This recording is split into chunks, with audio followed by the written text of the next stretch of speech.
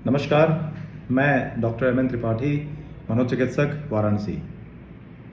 आज हम एक ऐसी आदत के बारे में बात करना चाहते हैं जो बीमारी का स्वरूप लेता चला जा रहा है। इस पढ़े लिखे समाज में इंटरनेट का यूज़ और मोबाइल स्मार्टफोन का यूज़ बढ़ा है। लोगों को शारीरिक या मानसिक रूप से परेशानी होने पे अक्सर वो डॉक्टर के पास जाने के पहले वो अपनी बीमारी को गूगल पे सर्च करना स्टार्ट कर देते हैं और इस चक्रव्यूह में वो अपने तरीके से जब अपनी बीमारी को सर्च करते हैं तो कई बार उन्हें कुछ निर्णय तो सही मिलते हैं, लेकिन ज़्यादातर टाइम में वो एक गलत डायरेक्शन में चले जाते हैं। और अक्सर ऐसे जो सर्च करने वाले लोग होते हैं वो ज़्यादा पढ़े लिखे और ज़्यादा समझदार होते हैं, तो अपनी समझदारी को सही डायरेक्शन में लगाने के बजाय वो अपने थॉट के हिसाब से, जैसा कि उन्हें लगता है कि मुझे ये दिक्कत है और जैसा हम सुनना चाहते हैं, वो उन चीज़ों को ज़्यादा सेलेक्टिव तरीके से गूगल से सर्च करते हैं और उन्हें लगता है कि हाँ, ये बेहतर तरीका है। और कहीं ना कहीं से ये फिर बीमारी को प्रोग्रेस करने में और आने वाले दिनों में वो बीमारी और जब बढ़ जाती है, इन्हांस हो जाती है, तब वो डॉक्टर की तरफ रुख करते हैं। तो इसमें बीमारी का प्रोलॉन्गेशन और बीमारी की सीरियसनेस धीरे धीरे समय के साथ बढ़ जाती है। तो ऐसा करना ठीक नहीं है। ये जो गूगल सर्च की जो आदत है, मेरे पास अक्सर ऐसे पेशेंट आते हैं जो कि ऑब्सेशन या ओसीडी से ग्रसित होते हैं। उनके मन में एक ही तरह के विचार बार बार आते हैं और कुछ एंजाइटी के पेशेंट होते हैं, कुछ पैनिक अटैक्स वाले होते हैं जिनके में धड़कन काफ़ी तेज़ हो जाती है। तो अगर आप जो गूगल में इन सब सारे सिम्टम्स को डाल के अगर सर्च करते हैं कि हार्ट रेट किस बीमारी में बढ़ता है, तो वो उसमें भावनात्मक तथ्य, गूगल के पास वो भावनात्मक तथ्य और जो शारीरिक और आपके जो एक्सप्रेशन है वो रीड नहीं कर पाता। ना तो उसको ये पता है कि किस एज ग्रुप का आदमी वो सर्च कर रहा है। तो आपको एक अलग तरह के कैटेगरी में या अलग तरह के जो रिजल्ट्स होंगे वो आपको दिखाएंगे। मेरे पास फॉर एग्जांपल मेरे पास एक पेशेंट आया, उन्होंने बताया कि सर, मैंने अपने हवाई जहाज़ का टिकट करा लिया है 3 महीना आगे का, और जब से मैंने टिकट कराया मेरी धड़कन तेज हो जाती है, मेरा गला सूखने लगता है, मुझे नींद नहीं आ रही प्रॉपर। तो इनको कहीं ना कहीं से ट्रैवलिंग में दिक्कत है, इनके साथ में एंजाइटी और पैनिक अटैक्स की प्रॉब्लम है।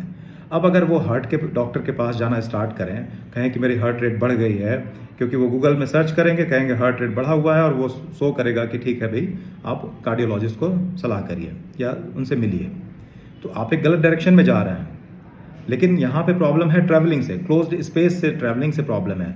कभी कभी लोग आते हैं, चेस्ट पेन हो रहा है, अचानक से चेस्ट पेन स्टार्ट हो गया, बट आपको ये समझने की जरूरत है किन परिस्थितियों में चेस्ट पेन शुरू हुआ। क्या किसी से झगड़ा स्टार्ट हुआ, या घर में कोई तनाव हो गया, या बच्चे जैसे है कि कुछ एग्ज़ाम के पहले कुछ बच्चे बेहोश हो जाते हैं।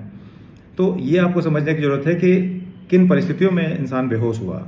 या महिला है, किसी के ऊपर प्रेशर ज़्यादा है, एग्जामिनेशन प्रेशर ज़्यादा है, बच्चे अक्सर बेहोश होकर के और उनकी ब्रीदिंग रेट बढ़ जाती है, सांस फूलाते हुए आते हैं हमारे पास और आगे कहते हैं कि बच्चे की सांस फूल रही है, ऐसा लगता है कि जान सा निकल जाएगा।